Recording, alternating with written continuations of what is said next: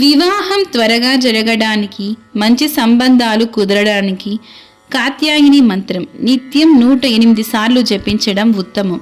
అమ్మవారికి పసుపు కొమ్ములతో అర్చన చేయడం, గురువారం రోజున పూజించడం వల్ల వివాహం ఆలస్యం తొలగిపోతుందని విశ్వాసం. మంత్రం ఓం కాత్యాయని మహామాయే మహాయోగిన్యాదీశ్వరి నందగోపం సుతం దేవి పతిం మే కురుతే నమః. ఈ మంత్రాన్ని రోజు 108 సార్లు ఎవరైతే జపిస్తారో వాళ్ళకి మంచి భర్త లభిస్తాడు.